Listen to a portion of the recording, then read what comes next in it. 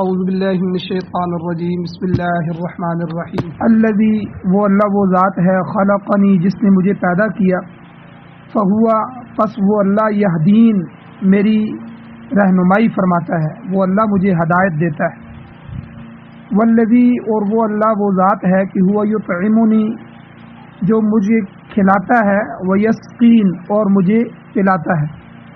وَإِذَا مَرِضْتُ اور جب کہ میں بیمار پڑ جاتا ہوں تو فہوا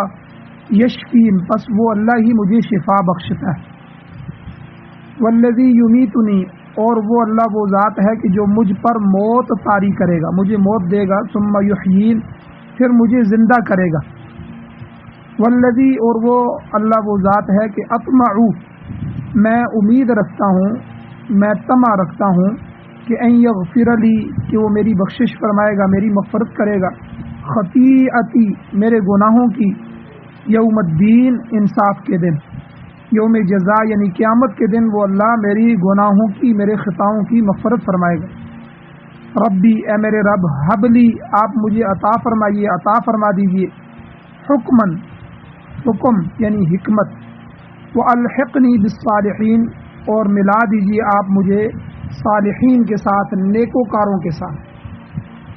وجعل لی اور آپ بنا دیجئے میرے لیے لسان صدق سچی زبان، فی الآخرین پچھلوں میں، پچھلے لوگوں میں میرے لیے سچی زبان بنائیے۔ وجعلنی اور آپ بنائیں مجھے من ورثۃ جنت النعیم نعمت کے باغ کے وارثوں میں سے۔ واغفر لی ابی اور آپ مغفرت فرمائیے میرے والد کی، انہ کان من الضالین بے شک وہ گمراہوں میں سے ہے۔ اور ولا تخزنی اللہ آپ مجھے غمگین نہ کیجیے، رسوا نہ کیجیے، یوم اس دن یبعثون جس دن لوگ اٹھائے جائیں گے، قیامت کے دن میدان حشر میں آپ مجھے رسوا نہ کیجیے۔ یوم لا ينفع مال ولا بنون جس دن نہیں نفع دے گا کسی کو کوئی مال، ولا بنون اور نہ اولاد اور بیٹے، الا مگر من ات اللہ جو شخص آیا اللہ کے پاس بقلب سلیم قلب سلیم لے کر، سیدھا صاف ستھرا دل لے کر آیا وہی بچے گا، ورنہ کوئی آدمی کسی کو نفع نہیں دے سکے گا۔ سورۃ الشعراء ہے، قرآن مجید کی 26 نمبر سورت ہے، 19واں سپارہ ہے، آیت نمبر 78 سے لے کر آیت نمبر 89 تک چند آیات ہیں جو آپ کے سامنے تلاوت ہوئی ہیں، آپ نے ان کا ترجمہ سماعت فرمایا۔ سب سے پہلے ربط آیات ہیں کہ ان آیات کا پچھلی آیات کے ساتھ کیا ربط ہے، کیا تعلق ہے۔ گزشتہ آیات میں حضرت ابراہیم علیہ السلام کا تذکرہ تھا کہ انہوں نے اپنے والد، اپنے باپ اور اپنی قوم کو اللہ کی توحید کا درس دیا، اور آپ علیہ السلام نے یہاں عجیب انداز اختیار فرمایا کہ خود ان مشرکین سے سوال کیے، ان مشرکین سے پوچھا کہ مجھے بتاؤ کہ تم کن چیزوں کی پوجا کرتے ہو، تمہارا الہ کون ہے، کس کو معبود بناتے ہو۔ تو انہوں نے کہا کہ ہم ان بتوں پر جھکے پڑے ہوئے ہیں، ہم ان بتوں کی عبادت کرتے ہیں، ان بتوں کو پوجتے ہیں۔ تو ابراہیم علیہ السلام نے فرمایا کہ مجھے یہ بتاؤ کہ کیا یہ بت تمہاری بات کو سنتے ہیں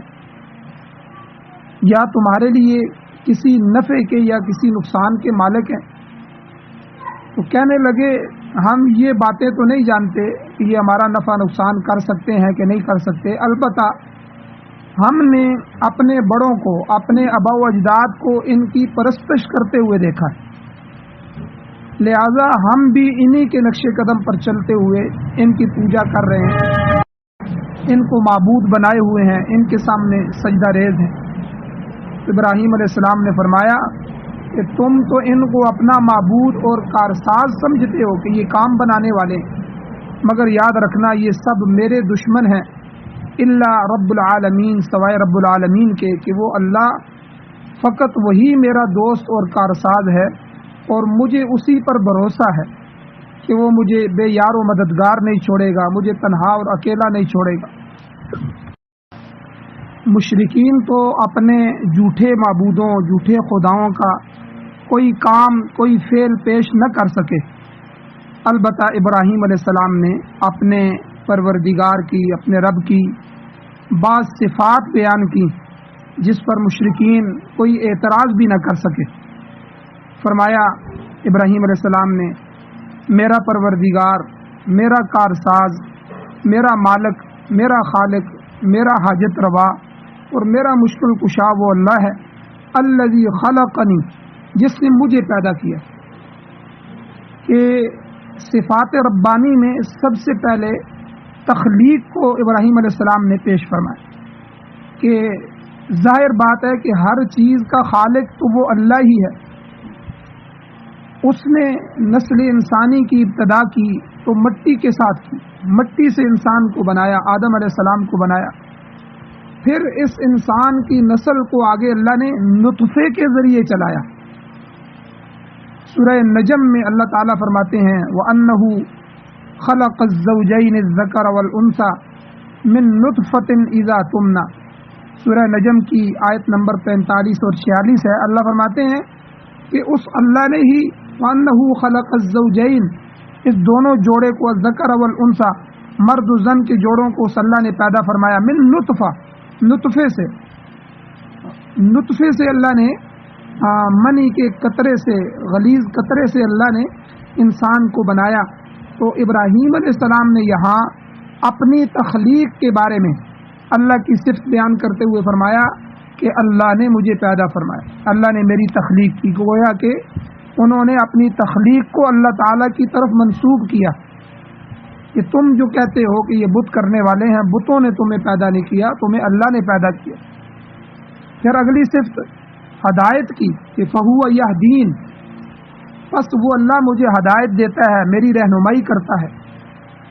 کہ اللہ تعالیٰ نے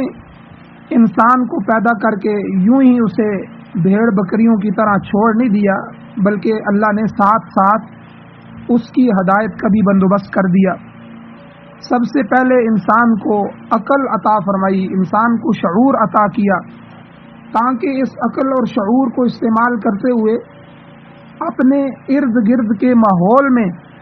غور و فکر کرے، ارد گرد دیکھے، اللہ تعالیٰ کی قدرت کی نشانیاں، بے شمار نشانات ہیں اللہ کے، ان کو دیکھے، پھر اللہ کی وحدانیت پر ایمان لائے۔ تو انسان اپنی عقل کو، شعور کو، اپنے حواس خمسہ کو استعمال کرتے ہوئے پوری دنیا میں ہدایت حاصل کر سکتے۔ تو اللہ تعالیٰ نے اس کے لیے کتنے ذرائع بنا دیے۔ پھر یہی نہیں کہ صرف عقل اور شعور ہی خالی اس کو دیا، بلکہ اللہ نے انسان کی ہدایت کے لیے وقتاً فوقتاً نبی بھیجے، رسول بھیجے، جن نبیوں نے، رسولوں نے آ کر انسان کو اللہ تعالیٰ کا تعارف کروایا، اللہ کی توحید کا پیغام پہنچایا۔ پھر یہاں تک بھی نہیں، پھر رسولوں کے جانے کے بعد ان کے صحابہ، ان کے نائبین، ان کے مبلغین نے آ کر اللہ کا راستہ دکھایا۔ پھر اللہ تعالیٰ نے ہدایت کے لیے اپنی کتابیں نازل فرمائیں اور انسان کی رہنمائی کے لیے مستقل انتظام فرما دیا۔ تو یہ ساری چیزیں اللہ تعالیٰ نے انسان کی ہدایت کے لیے بنائیں۔ تو اس لیے ابراہیم علیہ السلام نے یہاں کہا مشرکین سے کہ دیکھو میرا رب تو وہ ہے الذی خلقنی، جس نے پہلے مجھے پیدا کیا، فہو یہدین، پھر جس نے مجھے صرف پیدا نہیں کیا بلکہ میری رہنمائی کا بھی بندوبست کر دیا، میری ہدایت کا بھی بندوبست کر دیا۔ اس کے بعد ابراہیم علیہ السلام نے اپنے پروردگار کی، اپنے رب کی ان دو صفات کو بیان کرنے کے بعد کہ تخلیق اور ہدایت یہ دونوں اللہ تعالیٰ کے قبضہ قدرت میں ہیں، تیسری صفت یہ بیان کی کہ والذی هو یطعمنی ویسقین، میرا پروردگار وہ ہے جو مجھے کھلاتا ہے اور پلاتا ہے۔ ظاہر ہے کہ ہر جاندار کی روزی، دنیا میں جتنی بھی چیزیں ہیں جن کے اندر جان ہے، سانس ہے اور وہ جان کے ساتھ جاندار ہیں، ان کی روزی بھی اللہ کے ذمے میں، اور اس کا اللہ نے قرآن مجید میں اعلان فرمایا۔ سورہ ہود کی آیت نمبر 6 میں اللہ فرماتے ہیں وَمَا مِن دَابَّةٍ فِي الْأَرْضِ إِلَّا عَلَى اللَّهِ رِزْقُهَا، کہ زمین پر چلنے پھرنے والے ہر جاندار کا رزق، اس کی روزی اللہ کے ذمے ہے۔ تو اللہ کس طرح روزی دیتا ہے؟ اللہ تعالیٰ نے رزق کے وسائل انسان کو مہیا کی، اور ان وسائل رزق سے اللہ تعالیٰ انسانوں کو بھی اور دوسرے جانداروں کو بھی غذا دے رہے ہیں۔ اور آپ دیکھیں گیس کے ذخائر، پٹرولیم کے ذخائر، جپسم کے ذخائر، اور اس طرح ماربل کے ذخائر، تیل اور سونے چاندی کے ذخائر، لوہے کے ذخائر، اور نمک کے پورے پہاڑ، اور اس کے علاوہ سینکڑوں دہاتے ہیں جن کے ذخائر اللہ تعالیٰ نے اس زمین میں رکھ دیے، ان پہاڑوں میں رکھ دیے، ان دریاؤں اور سمندروں میں اللہ نے رکھ دی، اور ہر چیز کے ذخائر سے جو ہے روزی چل رہی ہے، اور اللہ تعالیٰ انسانوں کو اور ہر مخلوق کو روزی دے رہا ہے۔ تو اللہ تعالیٰ نے اپنے اس احسان کا ذکر قرآن مجید میں بار بار کیا ہے کہ وہ اللہ سمندروں سے بادلوں کی صورت میں وہ بخارات اٹھاتا ہے، یعنی سورج کی وجہ سے تپش پڑتی ہے تو بخارات سمندر سے اٹھتے ہیں اور اٹھ کے آسمانوں پہ جمع ہو جاتے ہیں، اور پھر ہوا اللہ نے بنائی کہ ہوا ان بادلوں کو چلاتی ہے اور ان کو مطلوبہ خطے کی طرف لے جاتی ہے، جہاں اللہ نے بارش برسانی ہوتی ہے وہاں ہوا بادلوں کو پہنچا دیتی ہے، پھر وہاں پر اس اللہ کے حکم سے جو ہے بارش ہو جاتی ہے، جس بارش کے ذریعے اللہ تعالیٰ جو ہے مردہ زمین میں زندگی کی لہر پیدا فرما دیتے ہیں، مردہ زمین کو اللہ زندہ کر دیتے ہیں، پھر اس زمین میں پھل پیدا ہوتے ہیں، کتنی سینکڑوں قسم کے پھل، اناج، سبزیاں، ترکاریاں اور طرح طرح کی چیزیں اللہ تعالیٰ پھر اس زمین سے اگاتے ہیں، جو انسانوں کی بھی خوراک بن رہے ہیں اور جانوروں کی بھی خوراک بن رہے ہیں۔ اگر اللہ تعالیٰ ہی کسی خطے سے بارش کو روک دے تو وہاں کچھ بھی پیدا نہ ہو، نہ کسی جاندار کو خوراک میسر آئے۔ آپ اندازہ لگائیں کہ جب بارشیں نہیں ہوتی اور بارشوں کے نہ ہونے کی وجہ سے فصلیں متاثر ہوتی ہیں تو ساری مخلوق اللہ سے دعا مانگ رہی ہوتی ہے، اللہ سے بارشیں مانگ رہی ہوتی ہے، کیونکہ اللہ نے اس بادل اور بارشوں کے ذریعے پانی برسا کے زمینوں کی زندگی کا بندوبست کیا، اور پھر وہاں سے اللہ نے ہمارے اکل و شرب کا انتظام کیا۔ اللہ ہی زمینوں کے ذریعے سارے اسباب کے ذریعے ہمیں کھانے اور پینے کی چیزیں مہیا کرتے ہیں۔ تو یہ ابراہیم علیہ السلام نے اپنے پروردگار کی تیسری صفت یہاں بیان فرمائی کہ الذی هو یطعمنی ویسقین، وہ اللہ وہ ذات ہے جو مجھے کھلاتا بھی ہے اور جو مجھے پلاتا بھی ہے۔ پھر اس کے بعد چوتھے نمبر پر اللہ تعالیٰ کی صفت بیان فرمائی۔ چوتھے نمبر پر ابراہیم علیہ السلام نے فرمایا وَإِذَا مَرِضْتُ فَهُوَ يَشْفِينِ، کہ شفا من جانب اللہ ہے، یعنی جب میں بیمار ہو جاتا ہوں تو وہی اللہ مجھے شفا بخشتا ہے۔ تو بیماری اور شفا یہ دونوں چیزیں اللہ کے قبضہ قدرت میں ہیں۔ مگر یہاں پر علماء نے لکھا ہے، ایک عجیب نقطہ بیان فرمایا کہ دیکھو ابراہیم علیہ السلام کا ادب، دیکھو کہ کمال ادب کا نمونہ پیش فرمایا کہ انہوں نے مریض تو کہہ کر بیماری کو اپنی طرف منسوب کیا، وگرنہ جس طرح انہوں نے پچھلی صفات بیان کی ہیں، الذی خلقنی، اس اللہ نے مجھے پیدا کیا، فہو یہدین، پس وہ مجھے ہدایت دیتا ہے، اس طرح یہاں بھی مرضنی بھی کہہ سکتے تھے کہ اس اللہ نے مجھے بیمار کیا، کہ وہ اللہ مجھے بیمار بھی کرتا ہے پھر شفا بھی دیتا ہے، یہ لفظ بھی کہا جا سکتا تھا، لیکن آپ نے بیماری جیسی تکلیف دہ چیز کو اللہ کی بجائے خود اپنی طرف منسوب کیا کہ وَإِذَا مَرِضْتُ، جب میں خود اپنے کیے کی وجہ سے بیمار ہو جاتا ہوں، کھانے پینے میں، اکل و شرب میں بے اعتدالی ہو جائے، یا بود و باش میں، رہنے سہنے میں کسی بے احتیاطی کی وجہ سے میں خود جب بیمار ہو جاتا ہوں تو اللہ تعالیٰ مجھے شفا دیتا ہے، کیونکہ اللہ تعالیٰ کسی کو بلا وجہ تکلیف میں مبتلا نہیں کرتا، ناقص غذاؤں کی وجہ سے، ناقص کھانے پینے کی وجہ سے اور بے احتیاطیوں اور بے اعتدالیوں کی وجہ سے جب بیماری پیدا ہو جاتی ہے میرے اندر، جب میں بیمار ہو جاتا ہوں تو پھر شفا جو بخشتا ہے وہ میرا اللہ مجھے بخشتا ہے۔ گویا کہ بندے کے حق میں بہتر چیز جو شفا تھی اس کو اللہ کی طرف منسوب کر دیا کہ وہ چاہے تو شفا ہوتی ہے، اگر وہ اللہ چاہے تو شفا نہیں ہوتی۔ دنیا میں آپ دیکھیں بڑے بڑے حکیم، بڑے بڑے ڈاکٹر گزرے ہیں جو بڑی بڑی پیچیدہ بیماریوں کا علاج کرتے ہیں، مگر کسی دوائی میں شفا کی خاصیت پیدا کرنے والی ذات وہ اللہ کی ذات۔ جب تک اس کا حکم نہ ہو کوئی دوائی کارگر نہیں ہو سکتی، کوئی دوائی نفع نہیں دے سکتی، کسی دوائی میں بذات خود جو ہے وہ شفا نہیں۔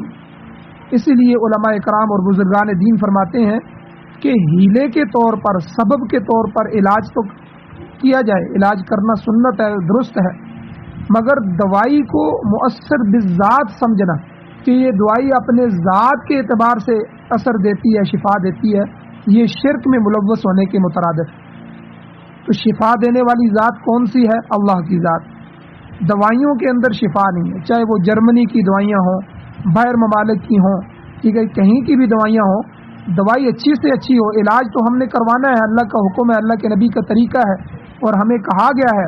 اور ہیلا اور سبب کے طور پہ ہم نے دوائی کو استعمال کرنا ہے، ڈاکٹر کے پاس جانا ہے، لیکن نہ کوئی ڈاکٹر شفا دے سکتا ہے، نہ کوئی ٹیکہ گولی شفا دے سکتا ہے، نہ کسی دوائی کے اندر شفا ہے، شفا من جانب اللہ ہوتی ہے۔ تو یہاں ابراہیم علیہ السلام نے ہمیں یہی سکھایا، وَإِذَا مَرِضْتُ، جب میں اپنی کوتاہیوں بے اعتدالیوں کی وجہ سے بیمار ہو جاتا ہوں، فَهُوَ يَشْفِينِ، پھر وہ اللہ ہی شفا دینے والا۔ اور حدیث مبارکہ میں حضور علیہ الصلوۃ والسلام نے امت کو جو دعا سکھائی ہے، بخاری شریف کی جلد 2 صفحہ نمبر جو ہے وہ 84 کے اندر 847 غالباً صفحہ نمبر میں یہ دعا حضور علیہ الصلوۃ والسلام کی آتی ہے۔ حضور علیہ السلام نے امت کو یہ دعا سکھائی ہے، اذهب البأس رب الناس واشفی انت الشافی لا شفاء الا شفاؤک۔ اے سب لوگوں کے پروردگار، اذهب البأس، اے اللہ اس باس کو، اس تکلیف کو، اس بیماری کو تم دور کر دیجئے، رب الناس، اے لوگوں کے رب، واشفی، اور آپ شفا دیجئے، انت الشافی، اور آپ ہی شفا دینے والے ہیں، لا شفاء، کہیں بھی کسی جگہ بھی کوئی شفا نہیں ہے، الا شفاؤک، سوائے تیرے شفا کے، کہ تو ہی شفا دینے والا ہے، تیرے علاوہ کسی جگہ بھی، کسی حکیم ڈاکٹر کے پاس بھی، کسی گولی دارو میں، کسی جگہ کسی دوائی میں بھی کوئی شفا نہیں ہے، اے اللہ تو ہی شفا دینے والا۔ تو اس لیے جب بندہ بیمار ہو جائے تو اس کے پاس جا کے یہ دعا پڑھنی چاہیے، اذهب البأس رب الناس واشفی انت الشافی لا شفاء الا شفاؤک۔ اس کے بعد ابراہیم علیہ السلام نے اللہ تعالیٰ کی 5ویں صفت بیان فرمائی۔ 5ویں صفت یہ بیان کی کہ والذی یمیتنی ثم یحیین، کہ وہی اللہ مجھے موت دے گا اور وہی قیامت کو دوبارہ زندہ کرے گا۔ تو موت اور زندگی بھی اللہ تعالیٰ کے ہاتھ میں ہے، وہی انسان کو پیدا کرتا ہے، کسی کو بچپن میں موت دے دیتا ہے، کسی کو جوانی تک پہنچاتا ہے، کسی کو بڑھاپے تک پہنچاتا ہے، کسی کو کم عمر دیتا ہے، کسی کو زیادہ عمر دیتا ہے۔ پھر ایک وقت ایسا بھی آ جاتا ہے کہ اللہ تعالیٰ بندے کو موت سے ہمکنار کر دیتا ہے، اس پر موت آ جاتی ہے۔ اب انسان کی موت انفرادی ہو یا کسی قوم کی مجموعی موت ہو، ایک آدمی اکیلا مر رہا ہے یا کسی پر زلزلہ آ گیا، طوفان آ گئے، یا کوئی اور حادثہ ہو گیا کہ کئی لوگ ہلاک ہو رہے ہیں یا قوم مجموعی طور پر ہلاک ہو رہی ہے، ان سب جگہوں پہ اللہ تعالیٰ نے ایک اصول بیان فرمایا۔ سورہ اعراف کی آیت نمبر 34 میں اللہ فرماتے ہیں فَإِذَا جَاءَ أَجَلُهُمْ، جب وقت مقررہ آ جاتا ہے، جو وقت مقرر ہوتا ہے آ جاتا ہے، تو لا يستأخرون ساعة، تو ایک گھڑی بھر بھی تاخیر نہیں ہوتی، ولا يستقدمون، اور نہ آگے جاتا ہے، تو گھڑی بھر بھی آگے پیچھے نہیں ہوتی موت اپنے وقت مقررہ پر آئی۔ اب کوئی کہے جی کہ وقت مقرر تھا، اب اس سے 1 منٹ پہلے موت آ گئی، یا آدھا منٹ، 1 منٹ، 1 سیکنڈ بعد میں موت آئی، نہیں، بلکہ جس وقت، جس لمحے موت کا وقت مقرر ہے تو اس وقت موت نے آنا ہے۔ اسی طرح اللہ تعالیٰ نے سورہ آل عمران کی 185 نمبر آیت میں فرماتے ہیں کل نفس ذائقۃ الموت، ہر نفس نے، ہر جان نے موت کا ذائقہ چکھنا ہے، اس موت سے کوئی بھی نہیں بچ سکتا۔ اور دوسری بات یہ ہے کہ اگر اللہ تعالیٰ حفاظت کرنا چاہے تو کوئی دوسرا شخص لاکھ کوشش کرے نقصان پہنچانا چاہے تو نقصان نہیں پہنچا سکتا۔ تو الغرض ابراہیم علیہ السلام نے یہاں اس عقیدے کو بیان فرمایا اور واضح طور پر فرما دیا کہ میری موت میرے اللہ کے ہاتھ میں ہے، تم لاکھ تدابیر اختیار کر لو، لاکھ کوششیں کر لو، اللہ کے حکم کے بغیر مجھے ختم نہیں کر سکتی، کیونکہ مجھے موت دینے والا بھی وہی اللہ ہے۔ اور یہاں علماء کرام نے ایک نقطہ بیان کیا ہے کہ دیکھیں موت بھی ایک مصیبت ہے، مگر اس مقام پر ابراہیم علیہ السلام نے موت کی نسبت اپنی طرف کرنے کی بجائے اللہ تعالیٰ کی طرف کی کہ وہ اللہ ہی مجھے موت سے ہمکنار کرے گا، یمیتنی، وہ اللہ ہی مجھے موت دے گا۔ تو مفسرین کرام اس اشکال کا جواب یہ دیتے ہیں کہ دراصل موت جو ہے یہ جہاں مصیبت ہے وہاں اللہ کی نعمت بھی ہے، کیونکہ اللہ تعالیٰ سے ملاقات کا سب سے بڑا دروازہ یہ موت ہے۔ جو بندہ مر گیا تو اللہ کے پاس پہنچ گیا، اللہ سے ملاقات ہو گئی۔ تو اس لیے جو نیک لوگ ہوتے ہیں ان کی خوشی کا دن ہوتا ہے کہ جب وہ اس دنیا سے جا رہے ہوتے ہیں اور اللہ سے ملاقات کر رہے ہوتے ہیں۔ تو دنیا میں زندگی کے ساتھ تو اللہ کی ملاقات نہیں ہو سکتی، دنیا میں اس آنکھ کے ساتھ کوئی اللہ کی زیارت نہیں کر سکتا، اللہ کا دیدار نہیں کر سکتا، لیکن جو ہی موت آتی ہے تو موت کے بعد آخرت کی آنکھیں کھل جاتی ہیں، اس کو وہ سارے مقام، وہ ساری چیزیں نظر آنا شروع ہو جاتی ہیں۔ تو مفسرین فرماتے ہیں کہ دراصل موت اللہ تعالیٰ سے ملاقات کا ذریعہ ہے، اور جو ایمان والے کا عزت کا مقام ہے یعنی جنت، اس کی طرف اتصال کا ایک ذریعہ موت ہے کہ موت کے بغیر وہ اپنے مقام، اپنے جنت تک پہنچ بھی نہیں سکتا۔ تو اس لیے حدیث میں حضور علیہ الصلوۃ والسلام نے فرمایا کہ جب بندہ فوت ہو جائے تو اس کے کفن دفن میں دیر نہ کی جائے، تاخیر نہ کی جائے۔ حضور نے فرمایا اگر وہ برا آدمی ہے تو تب بھی اس کو اپنے ٹھکانے کی طرف جلدی پہنچاؤ، اور اگر وہ نیک آدمی ہے تو پھر اس کو دنیا میں کیوں رکھ رہے ہو، اس کو جلدی جلدی اپنے جو ہے وہ ٹھکانے کی طرف لے کے جاؤ۔ تو اس لیے موت یہ اللہ کی طرف سے ایک نعمت بھی ہے اس لحاظ سے، اور اس کی نسبت اللہ تعالیٰ کی طرف بالکل درست ہے۔ اس لیے یہاں ابراہیم علیہ السلام نے اس کی نسبت اللہ کی طرف کی کہ والذی یمیتنی، وہ اللہ ہی مجھے موت عطا کرتا ہے۔ اور اسی طرح مسلم شریف کی حدیث ہے، اس میں حضور علیہ الصلوۃ والسلام نے جمعہ کے فضائل ذکر فرمائے۔ تو جمعہ کی فضیلت کو ذکر کیا ہے تو حضور علیہ الصلوۃ والسلام نے فرمایا کہ دیکھو جمعہ وہ دن ہے کہ اللہ تعالیٰ نے اسی جمعہ کے دن آدم علیہ السلام کی تخلیق فرمائی،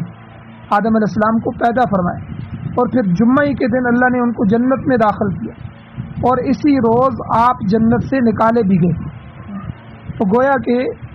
یہاں جمعے کے فضائل اللہ نے ذکر فرمائے، تو یہاں بھی ایک اشکال پیدا ہوتا ہے کہ دیکھو جنت میں داخلہ، جنت میں داخل ہو جانا یہ تو نعمت خداوندی ہے کہ آدم علیہ السلام کو اللہ تعالیٰ نے جمعے کے دن جنت میں داخل فرمایا، یہ تو نعمت ہے، اور اللہ نے اس کا ذکر فضیلت جمعہ کے طور پر بیان کیا ہے، مگر جنت سے نکال دیا جانا، جنت سے اخراج، یہ تو نعمت نہیں ہے۔